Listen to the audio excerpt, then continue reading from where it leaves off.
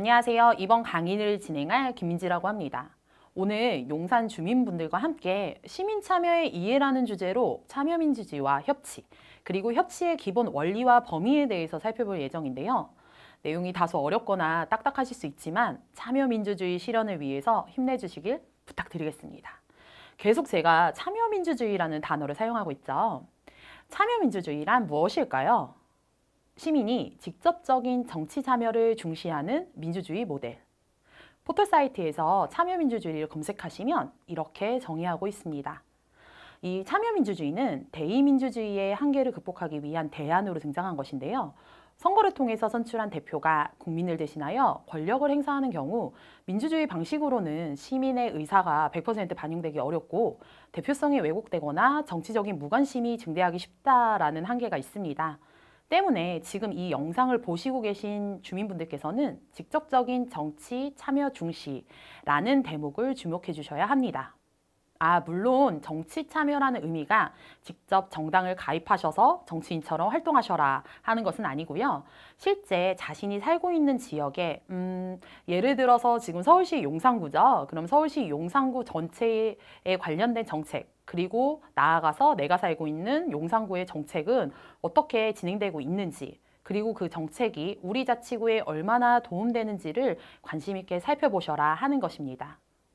그리고 그것이 도움이 되지 않는다면, 혹은 다른 방법이 있다면 더 좋은 아이디어를 제시하셔라 라고 말씀드리고 싶습니다. 이렇게 이야기를 드리면 어디에서 어떻게 말을 하라는 건지 의문이 많이 드실 겁니다. 최근 다양한 단위, 여기서 다양한 단위란 자치구, 부처, 각 동의 주민센터 등을 이야기하는데요. 이런 단위들에서 정책 및 예산 운영 계획을 세움에 있어서 시민의 참여를 확대하고 있습니다. 그렇다면 왜 이러한 시민 참여 확대가 이루어진 것일까요? 과거에는 이러한 정책 및 예산을 결정함에 있어 정부가 일방적으로 운행을 해왔습니다. 하지만 위에서 말씀드린 것처럼 대의민주주의 한계에 따라 일방적인 정책과 예산의 결정 방식이 시민들의 의사와는 조금 다른 방향으로 결정이 되거나 예산이 집행되는 경우가 실제 발생을 했기 때문입니다. 따라서 시민 참여의 필요성은 시민의 시각에서 시민의 생각을, 그리고 시민만이 알 수 있는 내용을 반영해야 된다는 점이 있습니다. 저도 2016년부터 다양한 시민 참여 활동을 했는데요. 청년 시민으로 청년을 대변하기도 했고요. 서울 시민으로서 서울 시민을 대변하기도 했고, 그리고 여성으로서 여성을 대변하는 일들도 하였습니다. 사실 처음 참여할 때는 과연 나 하나 참여를 한다고 정책이나 예산이 바뀔까라는 의구심으로 시작을 하였습니다. 참여를 하면서도 역시 생각처럼 바뀌고 있지는 않는 것 같다. 나는 도대체 여기서 뭐 하고 있는 거지? 이런 생각을 많이 했습니다. 하지만 제가 참여한 회의에서 나온 아이디어가 정책이 되어 시행하는 것을 보면서 내가 참여를 제대로 하긴 했구나.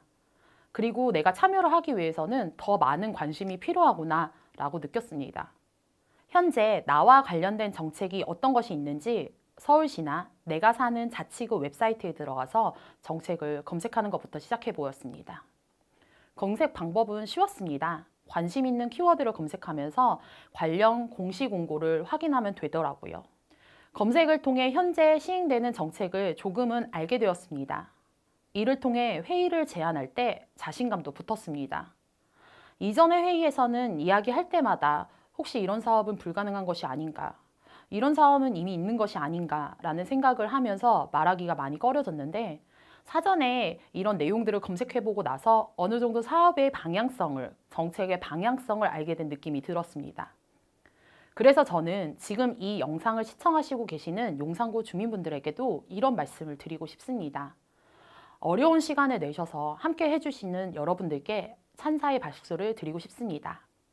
하지만 어려우시더라도 저처럼 다양한 방법을 통해 정책에 대한 관심을 가져주셨으면 좋겠다는 말씀을 꼭 드리고 싶습니다.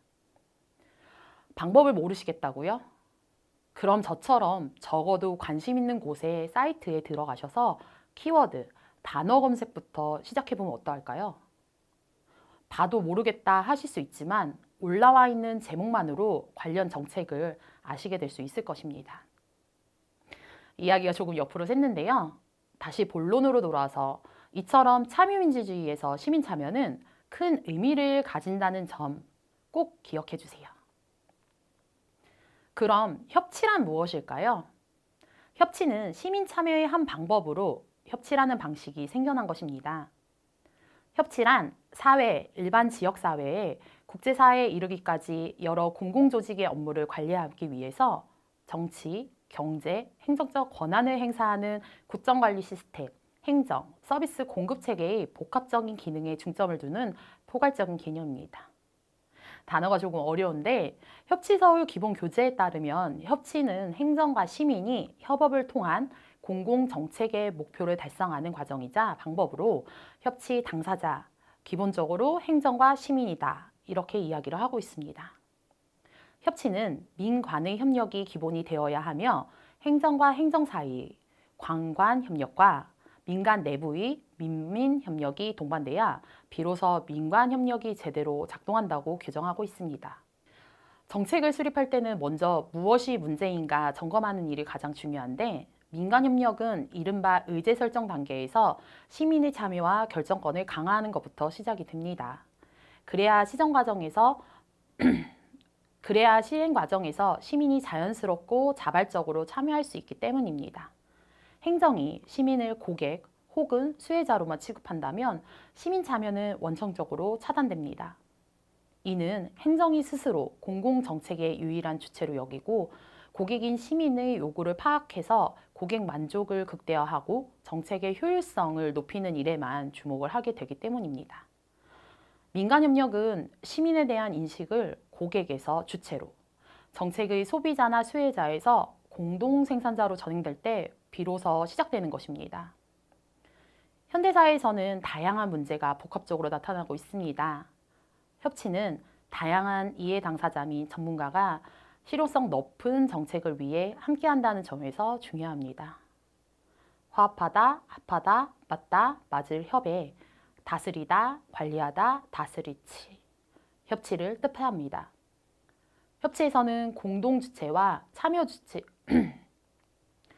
협치에서는 공동체주의와 참여주의를 기초로 합니다. 공공정책 과정에서 시민 참여를 핵심 가치로 여기고 공동체를 통한 당사자의 협력적 해결을 중시합니다. 공공의제를 시민이 공동으로 해결함으로써 시민이 정부에 적극적으로 개입하는 주체로 활동하는 것인데요. 여기서 다시 한번 강조하고 싶은 것은 시민이 정책의 단순 고객, 소비자, 수혜자가 아니다. 공동생산자로 공공책무성을 갖춘 주체다라는 점입니다. 여러분, 대한민국은 민주공화국이다. 대한민국의 주권은 국민에게 있고 모든 권력은 국민으로부터 나온다. 들어보셨나요? 네, 맞습니다. 우리나라 헌법 제1조 1항과 2항입니다. 우리나라는 헌법에서부터 국민, 시민 권리를 규정하고 있는데요. 이 사실을 살포시 짚고 넘어가 보고 싶었습니다. 물론 권리만 있는 것이 아닙니다. 권리에는 항상 의무가 따르는 것처럼 권리 행사만큼 의무도 책임져야 한다라는 이야기를 드리고 싶습니다. 협치 기본 원리에 대해 알고 나시면 시민의 권리에 대해서 목소리가 매우 커지게 됩니다. 그렇다면 과연 이에 따른 책임도 당연히 커졌을까요? 지금 이 영상을 보고 계신 선생님들께서 선뜻 답을 못 하실 것 같습니다. 왜냐하면 어떤 책임이지? 라는 의문이 드실 테니까요. 여기서 책임을 저는 이렇게 말씀드리고 싶습니다. 첫 번째, 정해진 시민회의를 우선시 여길 것. 두 번째, 참여하기 전 최소한의 논의 안건을 살펴보고 갈 것. 세 번째, 참석한 회의에서 상대방에 대해 배려와 함께 이야기를 경청할 것. 네 번째, 회의에서 합의된 내용을 수용할 것.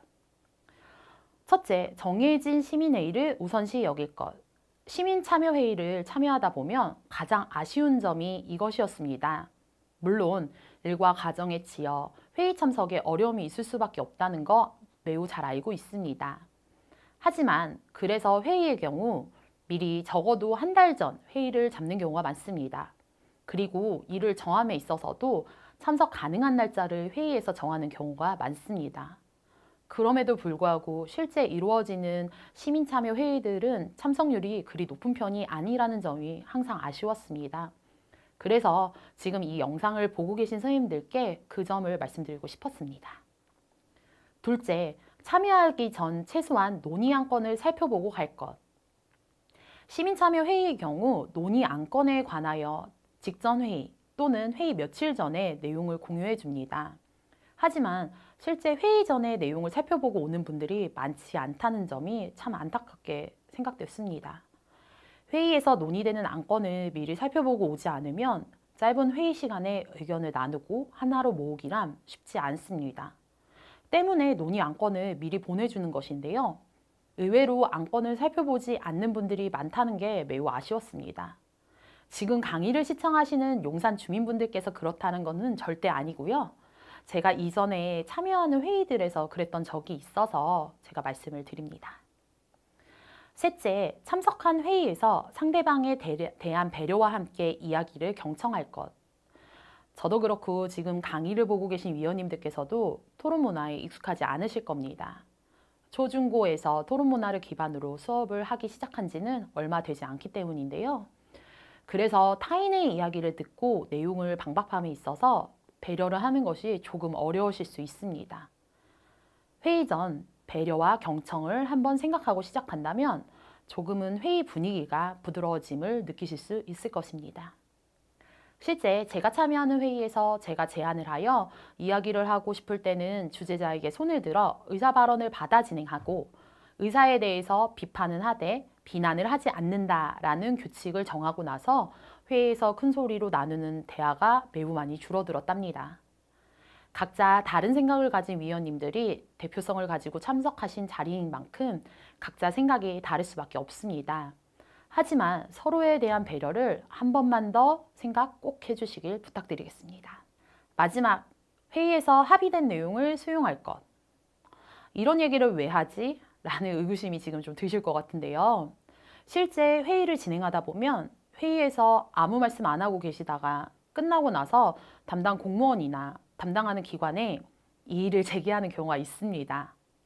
회의를 진행하는 이유는 이러한 내용을 토론, 소통, 그리고 서로 이해하기 위해서 하는 것인데 회의에서 결정된 사항을 다시 번복하는 것은 회의의 의미를 퇴색시킨다는 점을 꼭 기억해 주셨으면 합니다.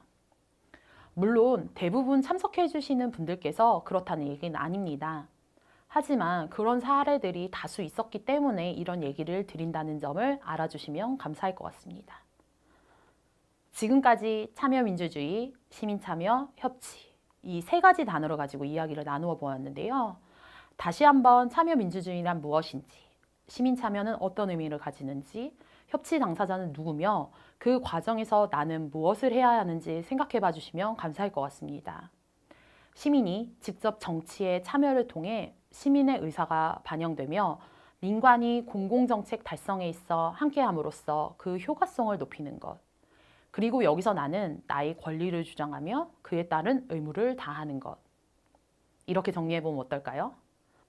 마지막으로 수업을 들어주신 여러분께 체크리스트 하나 드리고 싶습니다. 첫 번째, 나는 평소 지역 문제에 대한 관심을 가지고 있다. 있다면 체크. 두 번째, 나는 지역 문제에 대해 시민의 의견을 들어야 할 필요가 있다고 생각한다. 있다면 체크. 세 번째, 나는 적어도 올해 용산구가 운영하는 정책을 알고 있다. 있다면 체크. 네 번째, 나는 사람들이 토론할 때 다른 사람의 의견을 경청하는 사람이다. 있다면 체크. 다섯 번째, 나는 조금 바쁘더라도 시간을 내어 지역 정책과 관련된 간담회나 설명회에 갈 생각이 있다. 있다면 체크. 여섯 번째, 나는 지역에 도움이 되는 일이라면 적극적으로 나서서 소리를 낼 생각이 있다. 있다면 체크.